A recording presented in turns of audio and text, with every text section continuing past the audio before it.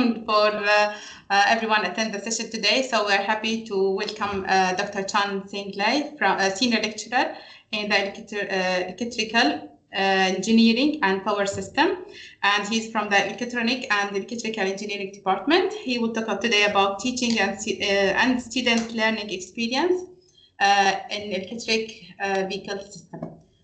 So, Chan, the platform is for you now. Thank you, Samira. Thank you.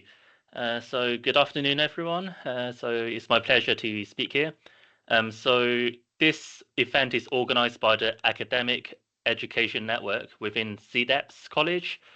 So at the moment, the organizers are Dr. Antonios Kaniadakis and Samira and myself. So previously also Dr. Andrew, he from civil engineer, he left recently. So we do need to look into growing the academic education network going forward. So if you're interested to join the AEN, please do drop me, Samira or Antonios, an email. So the network is to promote the best practices in teaching and learning. Of course, in a university, teaching and learning is a bread and butter, as well as research. So this is something we all should have involvement in. So my talk today is about the teaching and students learning experience in the master's program in electric vehicle systems. So I'm from the Department of Electronic and Electrical Engineering. So I joined in 2020 January. So now it's just 5 years, 2025 now today. So I've been very fortunate enough to be given opportunity to establish a new program, master's program, back in 2021 during the time. So even my colleague today, Professor Gareth Taylor, he was the head of department back during that time for the Electronic and Electrical Engineering department, where he has been very supportive with this program and initiative. So for today, my talk will cover a few things. So firstly, I will talk about the program itself, what is the remit, why we have this program, and I want to talk about the curriculum design aspect for this master's program, why we decided to structure the program as it is, and what consideration did we take into account when we established this program. Then I will talk about the project-based learning and assessments. So as an engineering program, practical experience is fundamental and very important to be able to give the best learning experience for students. So I will talk about some of the examples we used in this program, which facilitates this. Then I want to emphasize about the industry advisory panel involvement for the program. So as part of the program, we also liaised with the industries and having their involvement. So I want to talk about how did we get in contact with the industry, and how does it help shaping the program, and how does it benefit the program overall. And final, but it's not the least important, but it's very important as well, is the future plans for the programs. So because of the last couple of months with the university's plans as well, so looking at for this program, so we talk about some of the challenges and opportunities that this program should consider. So as an engineering program, of course, we are targeted to address some of the global challenges. So this is actually talked about by the European Union, which is the Sustainable Development Goals. And electric vehicles could be a sustainable form of transportation because it can run on renewable energy, such as wind and solar energy. So it ideally helps with reducing pollution to the environment from the tailpipe. So of course, petrol and diesel, they have a tailpipe which emits carbon emission. And on the right-hand side, we can see a Bloomberg survey or report showing the annual forecast of the sales in the world, talking about millions of vehicles. So one of the ideas we had for a master's program is to develop a program which meets and tackles the current agenda within the SDGs. So we do see that electric vehicles are on the rise. This is something we consider. And traditionally, vehicles and automotives are run by mechanical engineers. So this is, I mean, of course, it's very easily understand because vehicles, they use combustion engine. So all these processes, they are related to mechanical engineers. But if we talk about electric vehicles, inside an electric vehicle, there are many things that you cannot find from an automotive or mechanical engineer vehicle, what we call combustion engine vehicle. So, I mean, the engine is different. It doesn't use petrol. It uses a battery, which is charged with renewable energy. It reduces the number of gears. It doesn't use a clutch or valves, etc.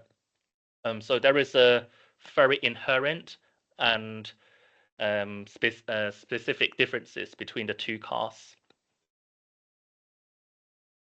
So for the EV program, it's challenging to develop actually because we have to consider at least 4 areas when we develop the program. So of course, for engineering program, we have to deliver the technical content.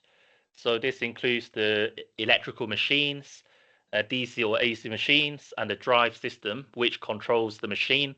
So that talks about the power electronics and converters to, as I said, facilitate the control of the machine. Also the battery technology. So in some cases, the battery can be simplified using circuits. So this is something to do with the modeling. And so there's a lot of aspects which are related to electrical engineers within this program. However, within the program, we also need to consider, for example, environmental conditions and issues. So, for example, we have life cycle analysis. So life cycle analysis mainly looks at the impact to the environment when we develop the technology. Again, I mean, batteries, motors, they don't come, I mean, from nowhere. They have to rely on resources. And when these resources are fully utilized, they need to be decommissioned or thrown away. So, for example, the battery itself, using the main chemistry, which is lithium, they are hazardous to the environment. So, for example, if you have a shaver or a mobile phone which runs on a lithium battery, when you get rid of that battery, it needs to go to a specific waste for recycling. And of course, for a battery for the EV is in a much bigger scale, so it can store, for example, hundreds of kilowatt hour of energy. So again, there's a lot of implication to the environment, which is not as clean as an ordinary person would think for the EV. So this actually has to be considered within the program. So allows the students to think about the environmental impact as well. But on the bright side, because it runs on electricity, in theory and practice in many cases, it can integrate solar and wind and hydropower as well. So another thing is about social aspect in the program. So for example, why people adopt EVs? I mean, for some people, they are concerned about the environment and their own carbon emission, which is completely fine. But for the social aspects, for example, EVs, they don't come cheaply as well. So in many cases, if we go to a car retailer, an EV could be easily more expensive than a petrol or diesel alternative. So in this sense, I mean, how EVs can be a social barrier for adoption, this is something that has to be considered as a relatively new technology. So, for example, policy and regulatory framework. So, of course, the government, the UK government or governments around the globe, they have different ways to promote EV adoption. So one of the example is charging stations or charging points at home. They would get incentivized. So if you buy an EV, you might get incentive to pay half of the charging station installation, or even in Tesla, the case, I think when they roll out in 2018 or earlier for the first EVs, they have free charging as well for the Tesla EVs. So there's a lot of ways how to incentivize adoption, and it comes from government, companies, etc. So this is something has to be aware. So finally, something that has to be considered is the economics of electric vehicles. So business models for EV charging, etc., vehicle manufacturing and supply chain economics. So this is related to the cost benefit analysis of EVs as well. So there is a certain miles for EVs to travel that makes EV a viable option. So again, students should be aware of this. But after going into the 4 areas, what I'm trying to explain is EV is a multidisciplinary topic which covers a lot of areas of interest. And actually, when we design the program, we have to consider this very carefully, making sure the students are well-rounded and well-informed about the electric vehicle markets and technology. So this is actually the modules for the program.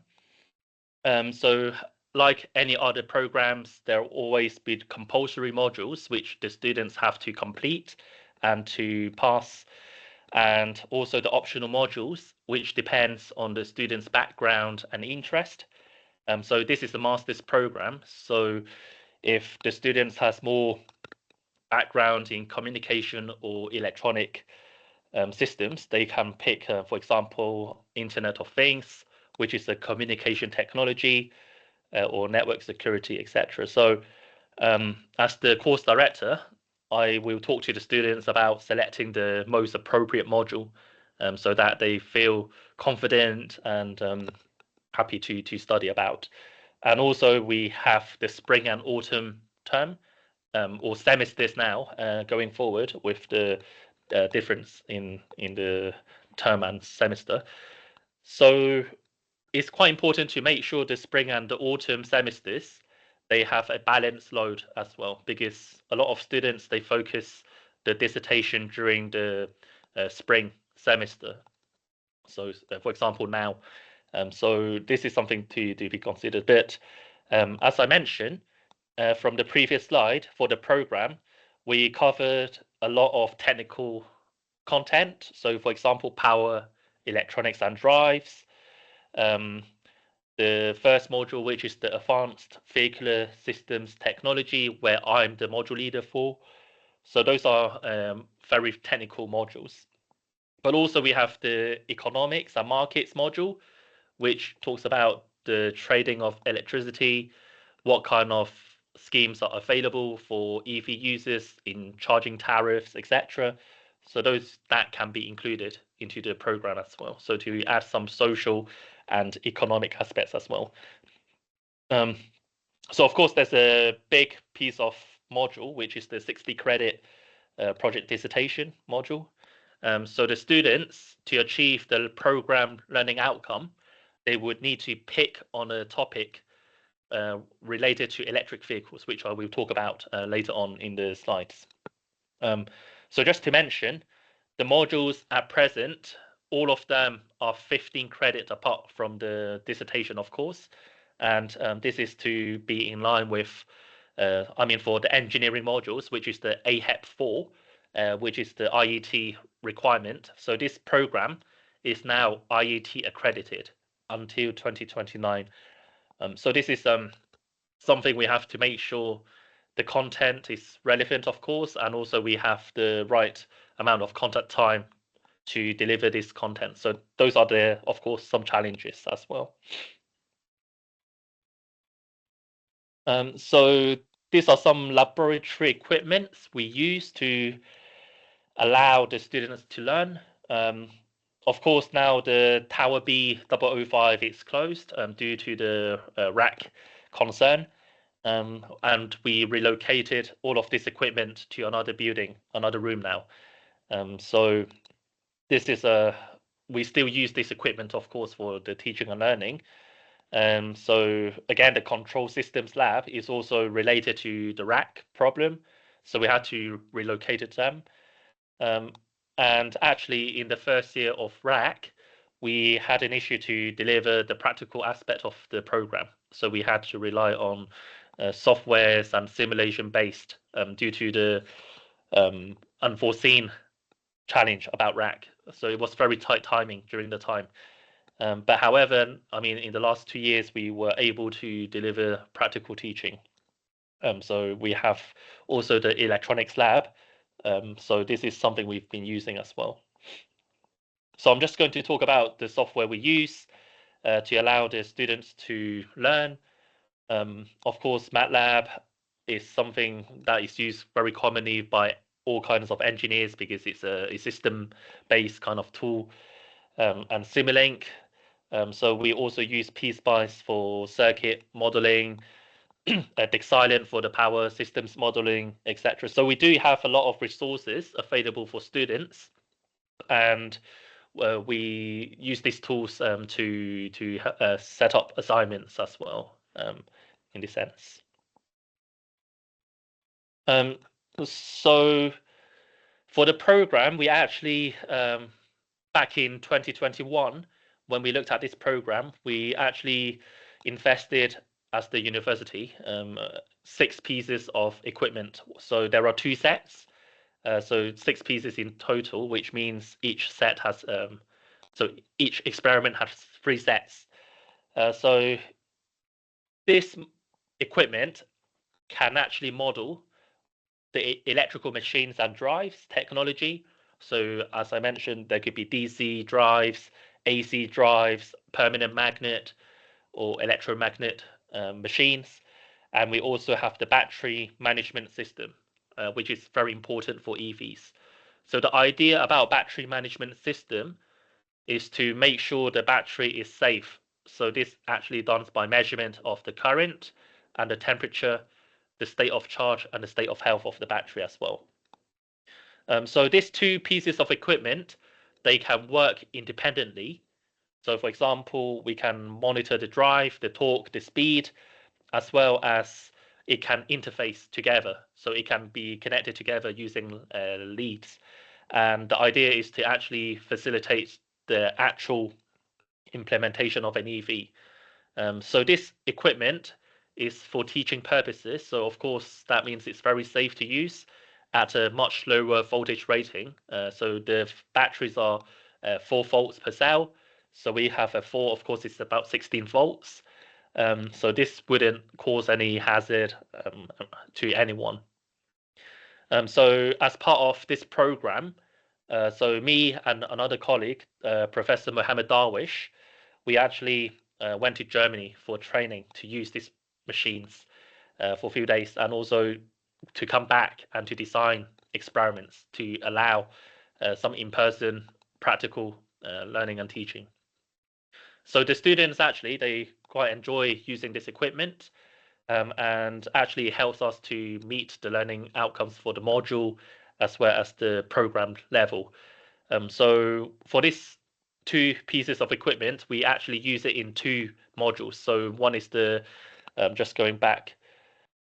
So we use it in the first module, Advanced Vehicle Systems Technology. So this module actually relates to the battery management for EVs, as well as the power, electronics and drive. So this is to do with the machines as well, because the drive consists of the machine as well as the power electronics to control the machine. So actually this equipment has been very well used to deliver some practical teaching as well. So originally we have a senior technician to support, but now we have Raj, who actually joined 2 years ago to support with also delivering some of the labs and maintaining the equipment. Okay, so I want to talk about another topic, which is the industry aspect. So as a new program, so from my advice from Professor Taylor, so he's very experienced as well because he was the course director for another master's program, which is the Sustainable Electrical Power, which has been very successful as well historically. So what he advised me during the setup of the program is to have industry involvement. So from the contacts of my colleagues as well as mine, we will be able to contact and have 9 industries to support this program. So each year we have at least 2 meetings, and 1 meeting would be in person. And the in-person meeting normally is arranged during the posters session for the dissertation. So of course for other programs as well, there is a time where students, they need to present the poster about the project. So I think it's a very good opportunity for the industries to come over to look at the poster, and they would also mark the posters as well as a industry's assessor with the academic assessor as well. So we give a poster mark, so quality of the poster, the technical content of the work. So that is something that's been involved. But another very important aspect with the industry is they would actually very happy to take some time. So it's not an onerous task. They may spend a couple of hours per year, but not more than 2 days, definitely. And they would be very friendly. I mean, reviewing the block outline, the module outline, even the program specification, understanding what is being taught in the program, what resources are used, what are the weighting and how does the assessment work. So they actually review some of the module outlines and even commenting on them, saying what can be included, what should be changed. So, for example, in the communication technology for EVs, I mean, from Toyota, so Toyota North America, they were very helpful in commenting about the CAN system. So there's other standards available for communication network, such as the Ethernet system, which are commonly used now, replacing CAN to some extent. So I think it's very important to have industry's involvement for programs, especially something which is new. And even when promoting the program, when you mentioned there are industry's involvement, students or even applicants, they would be very keen and interested to know more, because it could be an opportunity for the students to work with the industry during the dissertation project. So for example, one example I had is I worked with a National Grid ESO in 2 years ago. So now they call it the National Energy System Operator because of the restructuring. But there was a colleague very kind enough to provide weekly supervision with me on the student about a topic which is of interest for the student. And the industry can share data, open data reports, which are applicable for the student to work on. So I think it's a very good experience and definitely something worth considering for different master's program as well. So what we call is the steering committee for the program. So as I mentioned, to make sure the curriculum is aligned with the current and future trends in the EV industry, and it's relevant to the employers, and to even in many cases to facilitate partnership between university and industry by providing field trips, dissertation project inviting talks. So because now internet is, I mean, of course, it's very convenient. Sometimes they would be happy to give webinars or even in-person seminars, etc. And for example, field trips, we could visit some of the manufacturers as well to allow the students to have a more practical understanding of what, I mean, would they be working on in the future. So as I mentioned, for the 60 credit module, there are different kind of projects. So it has to be EV related. So for example, the investigation or optimization of the EV powertrain, and the national grid project, which I was talking about, includes the charging demand scenarios forecasting. So now it's 2025. What happens in 10 years' time, 20 years' time? How many people charging their EVs? What would the forecast look like? So this is actually a successful student project, which was industry led as well. So there's a lot of different projects which can be done by students using, I mean, for example, the CAN system. They could actually using different microcontrollers to simulate the CAN system. So we do have colleagues who also support on this kind of projects. So a successful field trip is from the London EV show, which happened in November. So you cannot see me in this photo because I was teaching in China as part of the CQUPT transnational education program. So I do teach for one term in China each year. However, my colleague Professor Darwish, he was very kind to support me to go with the students to this EV show in London, which organized annually. I think this year is the third or the fourth iteration or the fourth edition. So we can see some of the students who attended. So it's a very good experience for the students as well, because firstly, they see different company representatives presenting the technology. So it's a very valuable event for sure. So I do encourage different even programs to consider this kind of field trips. And the good thing is it's free. So there's no cost for the entrance. So this is something available. So as I mentioned, for some projects, we do have industry participation. So of course, they are very free to attend the meetings whenever they need to. But I do think with the industry involvement is something adds value to the program. So in some cases in the past, even some industries or companies, they even allow students to travel and visit them. They even pay for some fees, the cost of the travel for the students as well. So for example, to work on equipment or apparatus in the company. So this is something that is so valuable as well. Yeah, so last year we had 11 students who successfully completed this program. So I do know a couple of students who successfully secured work already. So definitely EV is something of interest and in the space. And in the last year accreditation, we were successfully accredited from February 2024. So which lasts for 5 years until expires in 2029. So normally, what I heard, the 5-year accreditation is quite rare for approval. So normally they approve for shorter duration. But the external examiners, they were very happy with the programs within the department.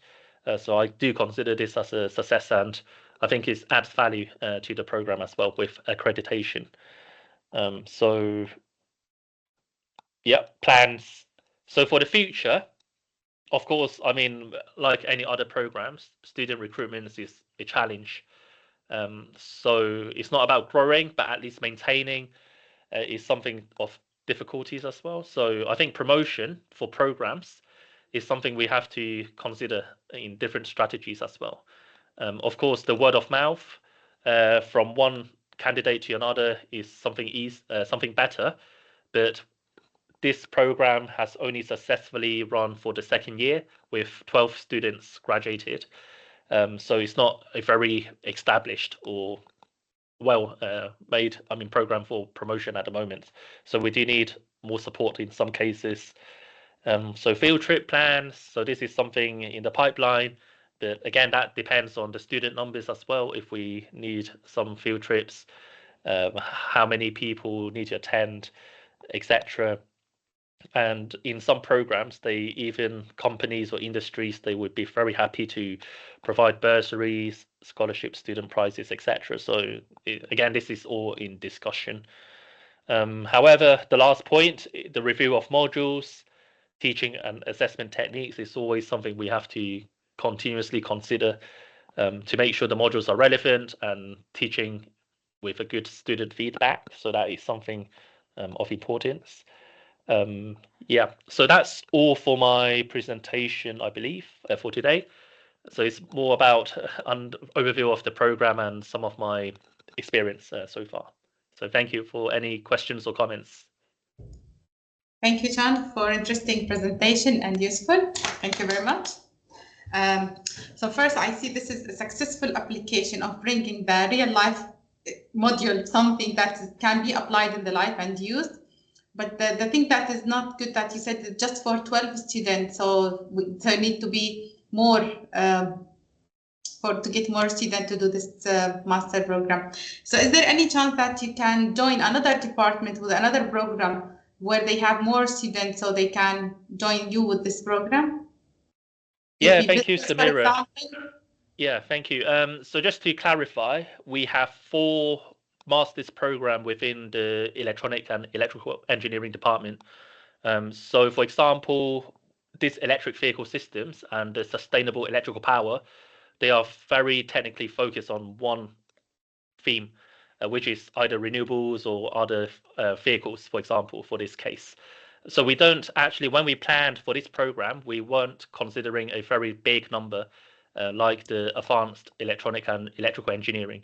So they had even hundreds of students because of the broad depth, the broad width of the topics. So this is as I mentioned, is from the start, is to target a specific area of interest. But yeah, 11 or 12 students is not big, but definitely we're not going for hundreds or 50s. We were planning for 20 or even 30 students maximum for this program. All right, thank you very much. Is there any question from the people who attend? Anyone would like to ask? Yeah, Antonio. Yes, Antonio. Thank you, Chun. This is a very impressive program, especially industry involvement. My question would be initially, how do they add value to the program? But you gave a very good example. So I changed my question to, how did you get them involved in the first place? Like, was it some network of employers that you were already part of? Did you go out there and start pitching the program and explaining it to them and ask them to be involved? How did that happen? Yeah, thank you, Antonio. That's a very good question. So the start is always the difficult part, how to get involvement. So as I mentioned, I actually rely on several things. So for example, colleagues who had completed successful projects with the industry. So because they have very successful research collaboration, then in this case, for a program, a education program, they would be, interested to help as well if they have a very good partnership already. And even for many companies, having a educational connection adds value to the company as well, because it's like a win-win condition. So a lot of companies, they advertise, okay, we actually work with a university in London on this program. So I think it's just the point where academics, they reach out to the industry first. So that is very important. But also, of course, as I've said earlier, the connection with the previous establishment is important, using, for example, research collaboration. And in some cases, I use LinkedIn as well. So LinkedIn is a very powerful tool. I use it quite often to start a connection, say, oh, hi, I understand you're working on this, you're in certain position, maybe as an academic liaison in some companies, we are doing this, that, would you be happy to have a quick chat, 30 minutes, 15 minutes even, and things will roll off. So, never underestimate the power of a social media or LinkedIn, for example. All right, thank you for that. Thank you for the question, Antonius. Chan, you said that the industry, so they attend or they offer to help in supervision of the student, but do they help as well by offering subject or the topic for the dissertation? Yeah, so sometimes they even have a topic in mind. So sometimes when we ask the industry to provide topics, we normally have a title, the abstract of the project. So what is this project about? What is the challenge? What kind of resources are needed? So for example, it might be a data set or MATLAB.